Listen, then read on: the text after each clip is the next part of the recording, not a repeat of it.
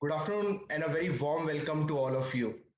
I am Siddharth Srivastava, Head ETF Product at Mira Asset Mutual Fund. Firstly, I'd like to thank you for taking your time and joining us today. Before I give brief about the session, I hope you and your family is safe and doing fine. As all of you are aware that Mira Asset is coming up with ESG Sector Leaders ETF and Fund of Fund offering. One may wonder why ESG. Sustainable development and investing is gaining prominence not only in developed markets but is also becoming relevant to emerging countries like India.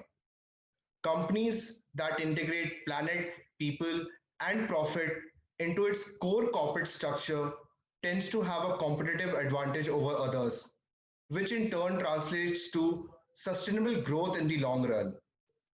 Across the globe, ESG investing is on the rise. The opportunity to align investment with one's core value and belief without compromising on the financial return has contributed to the growth of sustainable investing. Talking about it in Indian context, we have seen time and again how some corporates have suffered due to poor governance issues, product issues such as adulteration, environmental damages leading to closure of plants, failure of internal mechanism to detect fraud, etc. Identifying companies with robust ESG policies and performance will help investors navigate such issues and provide an avenue to generate wealth with lower risk. Our ESG sector leader ETF and fund of fund product will be tracking Nifty 100 ESG sector leaders index constructed by National Stock Exchange. The critical input while making the index is ESG research and score of a company. This score is provided by Sustainalytics, one of the global ESG research provider. Sustainalytics has more than 25 years of global experience in ESG research with more than 750 plus professionals. Sustainalytics has been named as ESG Data Provider of the Year 2020 for a second consecutive year for its ESG data solutions by the Environmental Finance. It is my pleasure now to introduce Sheila Vatamwar, Executive Director Client Services from Sustainalytics, who is joining us from New York. Sheila is a trusted and experienced advisor that works closely with Sustainalytics platinum level clients in US and across the globe and helps them in integrating ESG and corporate governance research and data into their investment process. Sheila is a part of agenda committee for the SRI corporates and policymakers from across the US. In today's session, Sheila will be giving a presentation on the nuances of ESG research and investing. Post her presentation, I'll be asking few questions to her and then I'll be taking questions from the audience. Please post your questions in the chat box. Thank you for joining us today, Sheila. Over to you. Hi, Siddharth. Thank you very much for the introduction and very happy to be part of this session to talk about ESG. I'll just share my screen and then we can get started. And can everyone see my screen now? Yes. Okay, fantastic. Thank you. And as Siddharth mentioned, I'm Sheila Watamwar. I sit in our New York office of Sustainalytics. I focus on our strategic partnerships globally. And so that's where my work has brought me very close to working with a number of the index providers as well as the ETF providers globally. Siddharth, I know you introduced Sustainalytics briefly, but just for those of you who are not familiar with our organization at all, Sustainalytics is now a fully owned organization within the Morningstar brand, and we do remain to be the largest organization that focuses on responsible investment and ESG research. As Siddharth, you noted, we have about 750 professional staff globally. And I think what's notable there is just about 5 years ago when I started with Sustainalytics, we were at about 250. And so we've experienced rapid growth, which is truly a testament to the global adoption of ESG in various types of markets and various use cases across the globe. We have a number of clients that really span the investment landscape, going from pension funds to investment managers to wealth managers, intermediaries such as custodians and index providers, as well as individuals who are now starting to think about ESG more specifically. When we talk about, I think this is a very important slide as a grounding slide, because when we talk about sustainable research, or when we talk about ESG research, we are, as the field grows and it develops and matures, we're seeing what becomes a very umbrella term of approaching sustainability research. And within that wider and broader umbrella, we're seeing that investors have various motivations in their sustainable or responsible investment approach. So there are investors, I apologize, there are investors that are looking to further mitigate the risks that exist in their portfolios by taking ESG impacts into consideration. We have investors that are just looking to further align their investment habits and their investment portfolios with the values they most believe in, and maybe also global norms that they believe in. And then we also have many investors that are looking to further focus on particular thematic areas or areas of impact, such as climate change or water or data privacy. And so while, you know, this would be more of like a Venn diagram, you may see various parts of each of these pillars incorporated into an investment strategy, such as the ETF that Mirai is looking to launch. Generally speaking, we do see somewhat of a differentiation about how a company, how the assessment impacts a company, what type of initiative that they're looking to pursue in order to comply to a sustainable objective. And we'll get into this a little bit more later as I dive into some of the methodologies that we use. Here, I wanted to quickly provide a landscape view of how ESG research is being used from our perspective. I think even just as little as about 5, maybe 10 years ago, ESG was primarily incorporated into the pre-investment area, where ESG factors were either used to screen out companies, or various KPIs were integrated into the valuation. In general, they were looked upon to contribute to the investment thesis while a portfolio or a product was being created. As ESG has become more and more accepted and as it's broadened, we're now seeing it kind of go up the investment value chain, where it's now being looked at for the purposes of deep analytics, reporting, making sure that that there is engagement services or stewardship that's aligned with the research that's being used to construct portfolios. And you know, because of that, we're seeing a full array of investment participants or market audiences take an interest in ESG. So as I mentioned, in the pre-investment phase, it was primarily analysts or the research teams within the investment managers or asset managers that were focusing on this. But now, because it's being used in analytics and for benchmark purposes and for indexes being used for products, we're seeing index providers and custodians and you know, again, a number of other market participants take interest in ESG. And that is where we've seen a tremendous amount of our growth, you know, within the use cases that have really broadened across the last few years. And this is a quick slide to show how rapidly the growth has indeed you know, been seen, and how much experience, how much AUM has experienced this growth. So this is a quick chart that looks at the number of signatories and the associated AUM associated with the UN PRI, which is the UN Principles of Responsible Investing. As you can see on this chart, over just the last few years, we've seen rapid growth in the number of signatories, which includes asset managers and asset owners, such as pension plans, sign on to the UNPRI, which is simply a testament to thinking about addressing their investment habits in a more responsible way in a number of different ways. And then, of course, the amount of AUM associated with these signatories has also increased rapidly to now an astounding almost 100 trillion in AUM represented.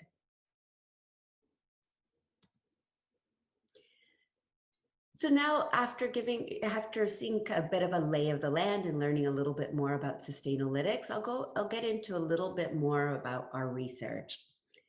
As I mentioned, Sustainalytics does have a number of different research areas that fits into the various types of motivations or sustainable approaches. But I'll get into three in specific, which is the ESG risk rating, which is our flagship approach. I'll then go into the controversy research that we do, as well as the product involvement research. But quickly on our ESG risk rating. This is our flagship approach that looks at how a company is exposed and then further managing the material ESG risks it faces. And so for each company, we look at its corporate governance. We look at a number, so between 3 to 10 of the most material ESG issues that that particular company faces. And then we look at any idiosyncratic issues that that company may face. Now, for corporate governance, we assess that across the board for every company that we evaluate. For the material ESG issues, for how we choose those issues is first based on the sub-industry that the company sits in. But then then for each of those issues, we look at how exposed that particular company is exposed to those ESG issues. Again, first, that exposure is defined by the sub-industry that that company sits in, but is then further refined for company specificities, such as the location of the company, some of the financial criteria of the company, as well as the product mix of a company. So for example, an automobile company that has a larger fleet dedicated to clean energy vehicles would have a reduced exposure to that risk than a company that would not, or green fleet. And then once we determine the exposure to each of those material issues, we then look at how well they're mitigating or they're managing that exposure. And so in the management criteria, we look at the different disclosures that company puts in place, the different plans and programs, such as diversity programs, environmental programs, and so forth that the company has in place, and what are the various structures that contributes to mitigating those risks. And finally, these idiosyncratic issues are meant to identify any gaps. So for those issues that, while a company may have the right management structures in place, if they're not actually enacted or enforced, the idiosyncratic issues, we believe, will uncover those. And those are very much in line with the controversies that a company may face. So again, we look at the exposure and the management of each of these issues per company, and then we simply add up the final remaining risk for each of those issues into the overall score. And so the overall score you'll see per company is a 0 to 100, where the lower the score, the less risky a company is. So in this particular framework, the lower the score, the better that a company is actually assessed as it relates, from the perspective of lower ESG risk. The next framework I'll quickly go through is our controversy research. As I mentioned before, the controversy research does also contribute to that ESG risk rating from the perspective of identifying idiosyncratic risks, but also holistically, many of our clients are looking at controversy research to see what controversial issues or what controversies a company is exposed to. So there we start off by looking at, I think it's about 60,000, maybe now closer to 80,000 news articles daily. And then we'll identify particular incidents based on a number of tagging methodologies that we have. For each of those incidents that are related to one of 25 ESG areas, we'll look at the severity of the incident, the accountability of the incident, how exceptional it is for that particular sub-industry, the notoriety of the particular source that it comes from, as well as the reputational exposure that that particular incident would cause a company. We then further group it into one of 10 events and look at the shareholder impact and the reputational risk. And again, that leads to looking at the impact that it has on the company, the risk it has on various aspects of the company, and the management that would be accountable for that. We then assess each of those events. So again, it's bringing together a number of those incidents into events, and then we assess each of those events on a 1 to 5 hurricane scale, as we call it, with 1 being somewhat negligible to 5 being very severe. And the highest of the highest controversy or highest event would be then tagged as the controversy in each of the particular areas. And so what we see is many of our clients will actually exclude or put a lower weight in their portfolio as it relates to maybe level 4 or level 5 controversies, as they do believe that it can have a significant impact on the valuation of a company.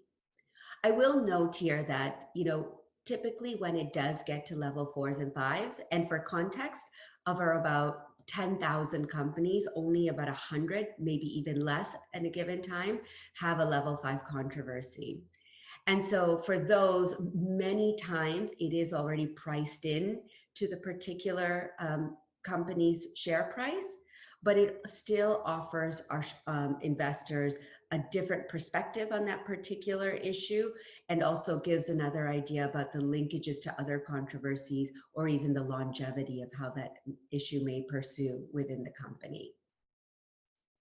We assess over 13,000 issuers, and I should also mention, even for the ESG risk rating, we're assessing about 12,000 issuers at that time, right now at any given time. And then I'll move into the product involvement. So this is another key area that is heavily used by clients to understand the product line a company is involved in. And so here, for each of these areas, we're looking at the exact percentage of revenue that a company is involved in each of these areas. So the amount of revenues a company derives from each of these areas. For each of these areas, we'll also, and for many of these areas, I should say, we do split it up into distribution as well as manufacturing, so that an investor can look at if a company is actually manufacturing each of these areas or if they're involved in the distribution of these areas. So oftentimes what we see is a client may determine that they want to exclude any involvement in particular areas. They want to just exclude areas that are associated with manufacturing or just distribution. Or again, we may see investors look to exclude specific areas depending on the mandate or depending on the values that they're most aligned with. And so, as I mentioned, I wanted to just highlight these 3 particular areas, but happy to answer any questions about any of the other research areas that Sustainalytics looks into and creates and provides assessments on. I just wanted to quickly note in closing some interesting insights that I've seen as it relates to the emerging markets specifically. And so what we're often seeing in the emerging countries or emerging markets countries is that in general, as a whole, they have relied on sectors that use natural resources or traditional manufacturing, etc. But in these, we do see leaders emerge. And given a particular product line, or given these product lines, we're seeing that these leaders are implementing very strong management tactics to mitigate the risks that they face as it relates to the exposures that those particular industries face. Upon looking at indexes such as the Nifty 100, I have indeed seen companies that sit within there do exactly that. And so when you look at companies like Bajaj Motors or Tata Consulting, you can see here that they are indeed low risk companies as a whole, but within their particular sectors, automobiles in this case, in the case of Bajaj, or software and services in the case of Tata Consulting, they are truly performing very well. They're in the higher percentile as it relates to how they rank, meaning that they are actually truly managing their exposure quite well within the automobile area. Or they're doing, or they have various initiatives to even further reduce the exposure that they're facing. I wanted to just focus in on one more company, UPL, which I thought was quite interesting because while it is still medium risk as a whole, meaning that it likely has a relative high exposure due to its membership of being in agricultural chemicals, it still is one of the leading companies within the agricultural chemical space sub-industry, and that is a testament to how well it's managing that exposure that it has. So you'll see that, you'll really see this two-dimensional approach to assessing a company come into play here, where while a company may be exposed to high levels of risk based on the sub-industry it sits in, it can certainly still perform well if they're managing that exposure well. And I thought that quickly to show this chart, while this is more of a representation of the fixed income markets, I think it's a really nice chart to show that in these times of COVID over the last few months, we're seeing that indeed, while there seems to always be a little bit of an outperformance in the ESG version of this particular index, we're very much seeing that in these areas of COVID. So I thought that was just quite remarkable to really show that the resilience that ESG can provide in times of stress. So with that, Siddharth, I will pause and hand it back to you to see if there are any questions at this time. Thank you so much, Sheila, for that insightful session. I'll be now asking few questions which I have from myself, and I'll be also taking few audience question. An audience, you can post the questions in the chat box. We've already got few, so I think there are a lot of questions. So I think we'll be spending some time answering those. So I'll start with the first one. So Sheila, in your presentation, you talked about how ESG is one question typically which investors ask is how can you be objective about that research, because it's difficult to assess ESG or typically governance standard of a company from the outside. So what does Sustainalytics do to ensure that there is objectivity in its process and there's no biasness involved when you are assessing a company on ESG? Yeah, I'm happy to speak to that. And I think it's a very important point because what you do often see is different ESG providers tend to assess companies very differently. And so what we really believe and actually pride our framework in is the amount of transparency it provides. An investor can look at the top level score all the way to the very specific indicators that are used to assess a company. And so when one is to dive down into those indicators, they will see that it's simply a collection and often a normalization of data that just sits within public sources, within within the public realm. So either, we procure our data, or we procure our research through CSR documents, 10K filings, the various annual filings that a company may put out. And we just take that information, we normalize it in a very consistent approach, and it's a weighted roll-up that goes into that overall score. So based on that very balanced scorecard methodology, there is not so much room for subjectivity, but rather we'd like to add some context into what's being provided. And then separate to that overall score, we do provide our analysts the freedom to offer their insights. But again, that is meant to be more of a qualitative insights that our analyst provides. It's not contributing directly to that overall score. So an investor can read that, gain those insights, but also it be separate than that overall score. I'll just quickly mention also that within Sustainalytics, or within our Sustainalytics product unit in Morningstar, we do have over half of our personnel within the research side. So we have a tremendous amount of resource to again procure that research by ourselves and make sure that it is consistent and non-biased as its application. Thank you. My next question is, as you mentioned in your presentation also, each sector and company faces different ESG risks. So how does Sustainalytics view and analyze each company within the domain they are operating in? And then after the score which you guys provide, how should investor assess the ESG performance of companies from different sectors? Yeah, and we see quite a difference in how our scores are used. So I think that's a great question. As I mentioned, in our framework, it is what we call a two-dimensional framework, where we're looking at how exposed a company is to risks based on initially the sub-industry that it sits in, but then also adjusted for company specificities. And once that exposure is determined, we're looking at how well that company is managing that exposure.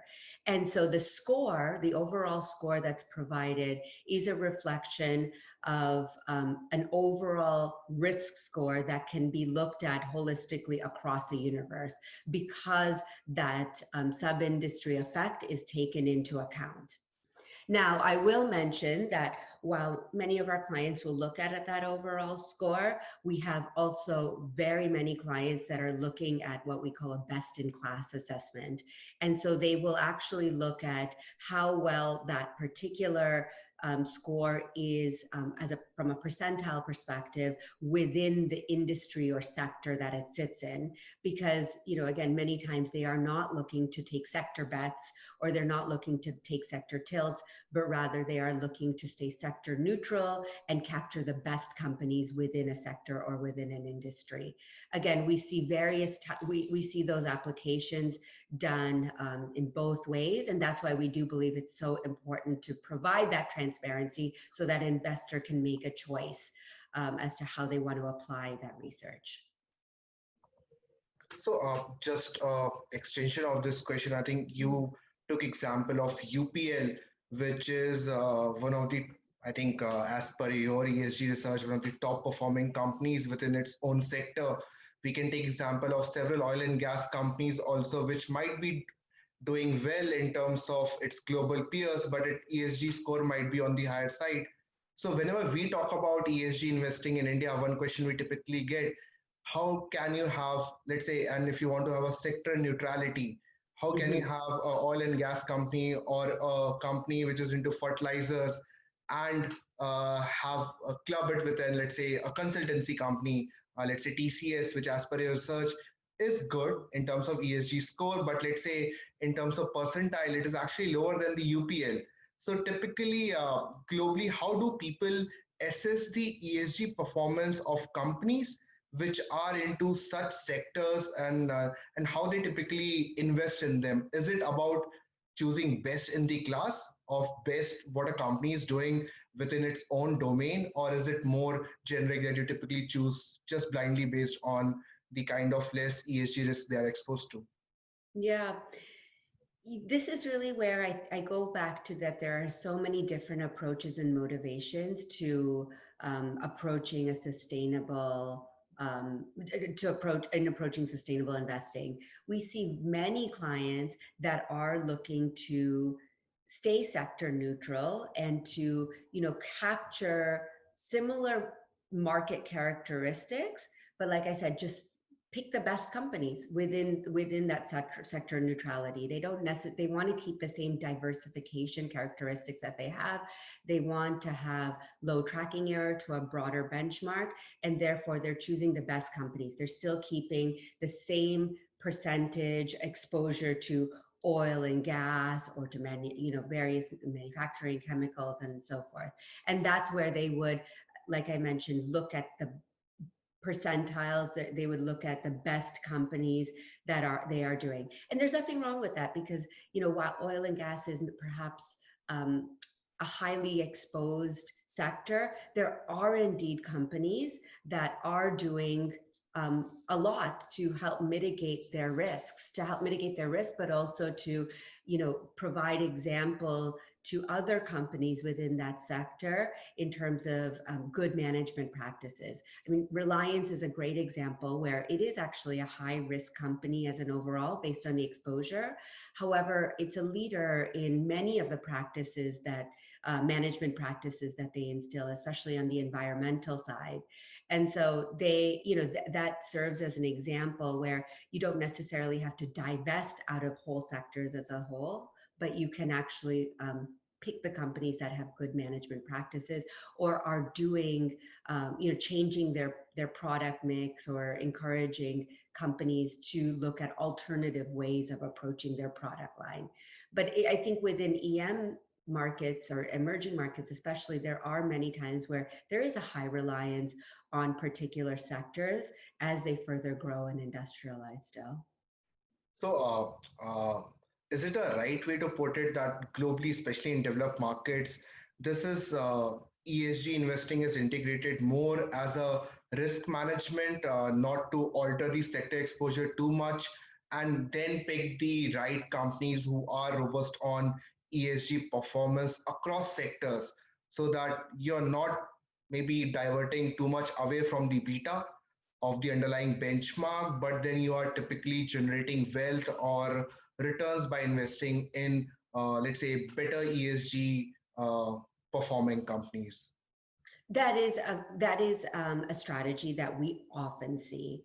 How I would generally group the strategies that we see is that ESG integrated approach, where again, to your point, they are simply looking to mitigate risks or create better risk adjusted portfolios while still taking ESG into consideration. Um, but we do see other approaches where it is taking, let's say, a very deep ESG approach where there would be full sector tilts. They are looking to maybe redefine beta in a way, and then we see other approaches that are more focused on a particular thematic area. But I do think that the more, let's say, deep ESG or thematic or impact that you go, indeed, you are typically decreasing your diversification characteristics. You're either, decreasing your sector exposures, or you're more concentrating your universe. And I think there, again, you have very varied correlations to performance, or you may see correlation to performance be a bit more cyclical than in some of the more risk integration approaches. That's good to know, Sheila. So before I move to another question, which one of the audience has asked, one question which I have, that you are talking about 750 plus professionals working at Sustainalytics. Just to give us a brief idea, how many parameters do you typically analyze for a company at ESG level? So I'm assuming that you're talking about more than half of your professionals are into research itself, so it must be very comprehensive exercise. So can you tell us broadly, you're talking about 10 pillars on ESG. So if we, maybe let's go more into the parameter level, typically how much parameters you analyze for a company for ESG? Yeah, so we indeed we look at, I would say, when we break up our overall score, there's the overall score, there's the score of exposure management as a whole for a company. Then we break it into those, let's say 3 to 10, what I was saying, MEIs or material ESG issues, including corporate governance. And then we have about 80 to 100 indicators that we make available to any client, that showcase what are the actual raw data or the indicators that feed into each of those material ESG issues. So for each company, for under the ESG framework alone, we look at about, like I said, 80 to 100 particular KPIs or indicators. But then as you extend that into all of the other research products, we have, oh, I don't know, maybe hundreds of particular indicators that we look at for a company. So under our carbon framework, we would look at a number of other indicators. Under our impact framework, we would look at a number of other indicators. So indeed, there's a very thorough amount and robust amount of research that occurs within our organization. Thank you. Recently, Sustainalytics has changed its research methodology. So I'm like, what's the reason behind it, and why do you believe that current method is superior? Yeah, it's a great company, and it's certainly a question that we're asked quite often. So as you mentioned, Siddharth, about 2 years ago or a year and a half ago, we did change our flagship methodology. Before, what we call our continuity ESG product really looked more at just the management of that a company initiated as it relates to their ESG risks. So it was more that one-dimensional approach that looked at simply how well a company was managing those risks. So in those cases, many times we would have an oil and gas company perform even better than a company, let's say, in another sector that was not very highly exposed to ESG risks. That oil and gas company would score even better or be better assessed. And then we also at that point did look at a very wide view of stakeholders that these particular risks would be affecting. Based on client feedback and just based on how the market direction was going, we did decide to evolve our flagship framework into a framework that looked at more particularly the material ESG risks that a company faced. So we reduced kind of the stakeholders that we were taking into consideration to focus more on the company. We narrowed the issues to those issues that were most material to that company.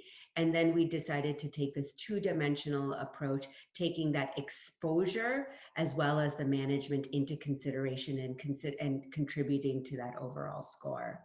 So those are the primary differences. And, the motivation was such that clients could now still look at the management of a company if that's what they wanted to focus on, but they could also then extend that view and look at the exposure as well. So again, depending on what that client wanted to do, they could look at that ESG score and apply that ESG score in multiple ways now. So now also in your new research methodology, you are giving importance to corporate governance also. Mm-hmm. So what's the reason? What drove you to consider corporate governance also at a significant level across all the companies in your research methodology? I think we are happy because in India, we anyways maybe rightly or wrongly give more importance to corporate governance. So out of ES and G, people focus more on G typically when you're talking about the sustainable investing. So from your point of view, what drove you to consider corporate governance across board for all the companies and how it is now built into the product? Sure. So simply put, we believe that a basic structure of a company should be how well that company is managed. And so they should be very good corporate governance initiated within a company in order for that company to be able to maintain all of the other ESG or ENS initiatives that they put into place. The big difference is in our old framework, we looked at more the corporate governance of E&S measures. So we looked at how a company was structured to further encourage some of those environmental and social activities.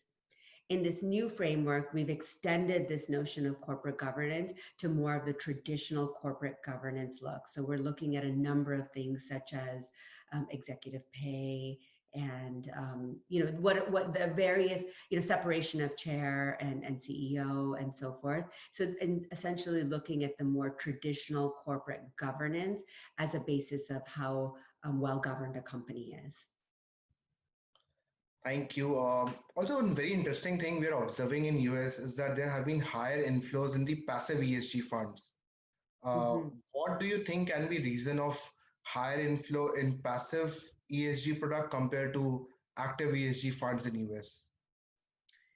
It's a great question. We are seeing, we're seeing significant AUM flows into both of the active and passive side, and we're seeing a proliferation of offerings both on the passive and active side. And so I would say that indeed, they're both growing significantly. However, on the passive side, because we're seeing this proliferation of ESG indices come into play, I think that's where we're seeing particularly a lot of focus on passive offerings available.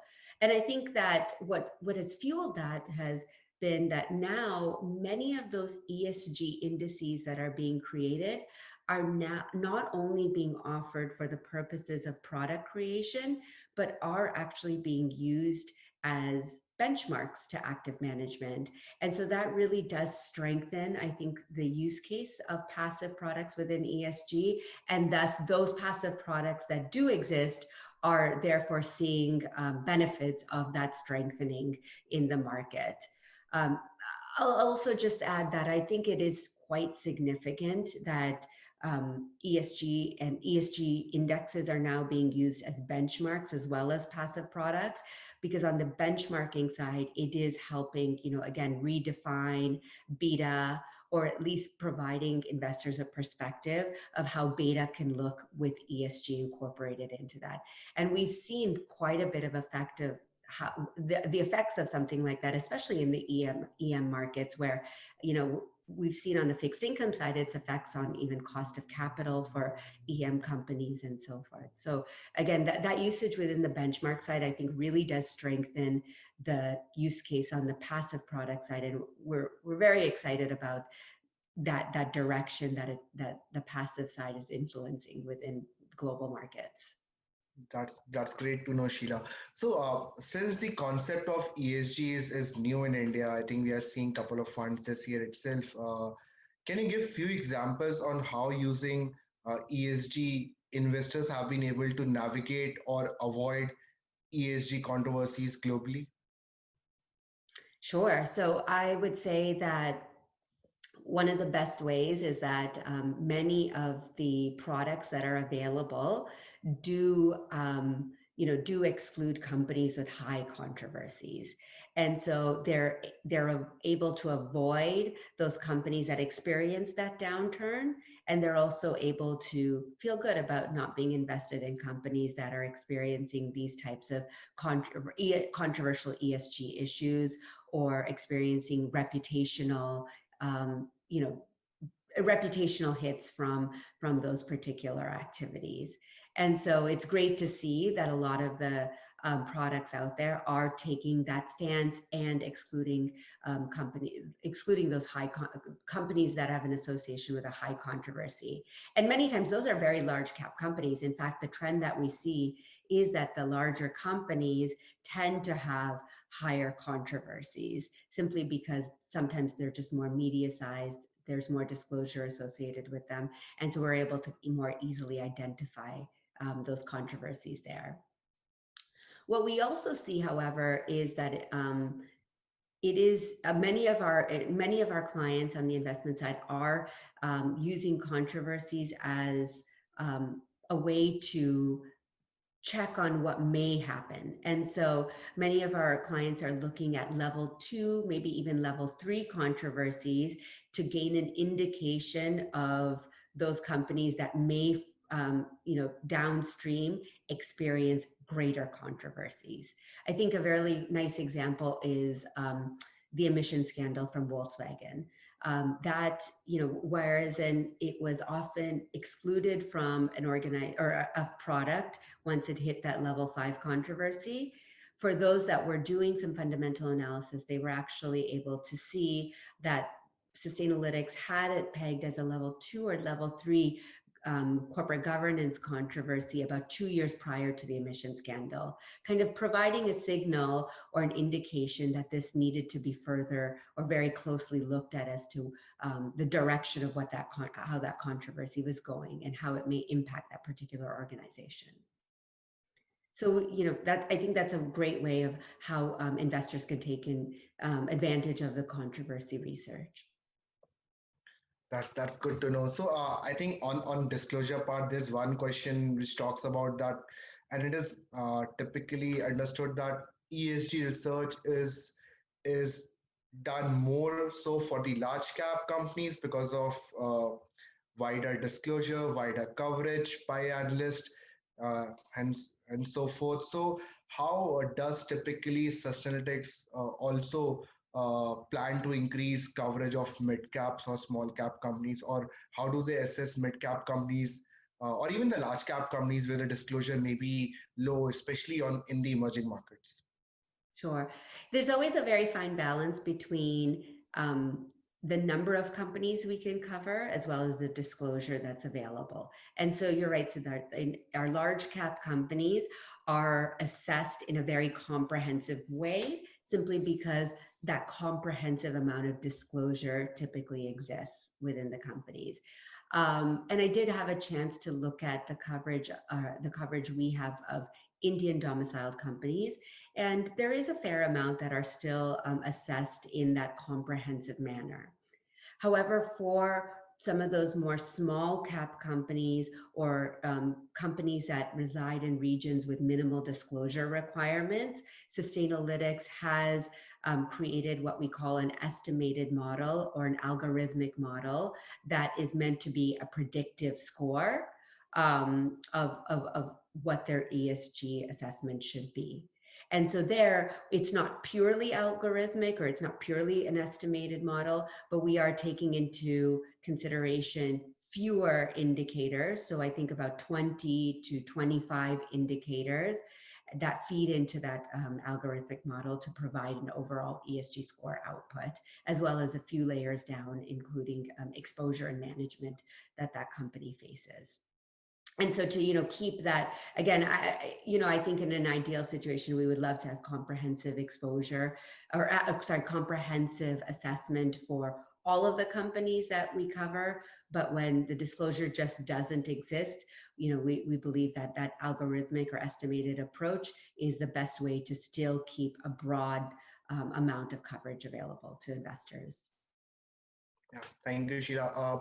One question, I think we have a couple of questions, especially on the impact of COVID and how is the relevance of S now more, especially after the March, we are still going through this pandemic. So, what has been your observation? Do you think that social parameters have maybe we talked about corporate governance, you obviously talk about environmental, but in this pandemic, social is also something which will stand out as a important pillar, and how companies influence the society immediately they are obviously working in can impact. Yes. So we've probably been busier than we ever have been, simply because I think our clients and investors are really thinking about the resilience of companies and which companies in particular sectors are most resilient. And so, and COVID and times of high stress like COVID really do encourage an investor to think about that. So when thinking about that resiliency and the initiatives that companies have inputted, it is indeed many of the social factors that they are considering. So what we're seeing is companies that tend to have more resources put towards those social programs or are better or are positioned well to handle, let's say, for instance, longer maternity leaves or longer various types of leaves, they were indeed, in many cases more resilient in this time of COVID, because they were just better positioned to be able to handle these types of times. They had the right policies in place that allowed for them to cater to work from home environments, longer leaves, better, more resources put to healthcare benefits and so forth. So a lot of our investors are thinking about that. They're diving into that a bit more, and it is becoming increasingly important to look at those things. And COVID has truly highlighted that, indeed. That's very interesting to know. I'll take last two questions, and till now we have only talked from an investing point of view. Let's talk about from a company point of view. So very few Indian firms are signatories of CDP. In fact, what we feel, at least probably outside, that maybe ESG related practices are now picking up with Indian companies, but it may not be still to what standards are in the developed world, especially in US and in Europe. What sort of traction are you seeing from the company side in terms of adopting ESG practices and becoming signatories to different standards and norms? Sure. So the good news is that we are seeing a significant uptick of corporates paying attention to their ESG initiatives, and their practices. And I will say that much of this is driven by investor initiatives, such as the creation of indexes and even passive products that, where the membership in those products or in those indexes is a rules-based methodology. Those rules, or those particular KPIs that dictate those signals of inclusion, help a corporate understand what are the particular initiatives that investors are thinking about most, and helps them further understand where their focuses should be. What we've heard, what we've resoundingly heard from the corporate side is, there are so many standards out there, and there are so many different frameworks out there. Which ones should we do? And it's extremely resource intensive to pay attention to all of them. So again, I think that the more the investor side can really pinpoint and really help corporates understand which initiatives are most important to them. And like I said, kind of passive products and indexes are really helping that. That I think it becomes that much more easier for corporates to incorporate the right ones.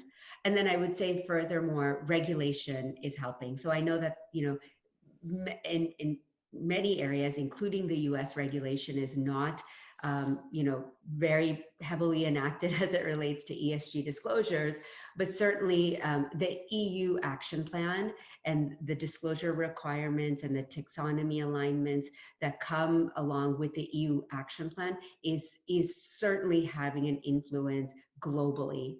And so there, even companies are starting to understand what are particular KPIs, or what are particular initiatives investors are most thinking about, what are particular initiatives that investors are going to have to disclose as it relates to their investment vehicles. And I think that, again, encourages corporates to further narrow down their focus and makes it easier for them to think about these particular ESG practices. Thank you, Sheila. Last question is basically, let's say a company is either does not have ESG related policies, or let's say hasn't integrated ESG in its ethos, or maybe has faced recent controversy on ESG. How quickly have you seen such companies bounce back? I think maybe this question is stemming from the fact that there are several exclusions out of Nifty indices. So people tend to ask, when and if can company can come up in that portfolio, and typically in adopting such good practices, what sort of lag have you seen that company starts taking up those measures in terms of incorporating ESG, and then it become a good performer within that sector itself? Sure. Great question. And I would say that it really does vary depending on the particular sector that that company sits in. And so, I would say in general, for controversies, which is a big exclusionary signal, we'll see that companies that are looking to to address that particular controversy can start getting a positive outlook, or can actually have that, let's say, level 5 controversy upgraded to level 4, 3, or 2 within 24 months. So that assessment on the controversy side can change within 2 years if the right practices are put into play. But again, to increase your score and to gain membership in many of these products, there's many ways that a corporate or a company can change their score or make their score better. And so like it really does, it does vary. I mean, I would pose the question back to, in fact, you, Siddharth, or maybe those that are involved in the Nifty 100 to see what kind of turnover they're facing and how many of the companies are coming back in. And maybe in a year, if we have this conversation, you can actually help provide that answer to us as well. Yeah, I think that is the intent of NSE also, and we hope through investments in ESG also that investors can force or rather ask companies to become more ESG aware so that they become part of the portfolios which are integrating ESG in their research. So yeah, let's hope so. 1 year down the line, when we talk, I have some examples to quote that this particular company was maybe not doing so well on ESG, and now it is part of the portfolio because of incorporating such practices. Yeah, and so there, I'll just quickly mention, we didn't talk about the notion of engagement or stewardship too much, but we are seeing that more companies are, are actually we're seeing positive results coming from the engagement activities and the stewardship activities that investors are providing to companies. And so I think that's another another movement that will help companies really better understand the ESG initiatives that they can that can help them gain inclusion in a particular index, or win the hearts of investors. That's great to know, Sheila. Thank you for joining us today. I know it was 6 o'clock in the morning in New York, so thanks again for joining us at such an odd hour for you. This was very informative session. I'd like to thank the audience also for joining us today for today's session. If you have any further question, please get in touch with Mira Asset team. We'll be happy to answer any questions on ESG on our product. Thank you. Stay healthy and stay safe. Bye.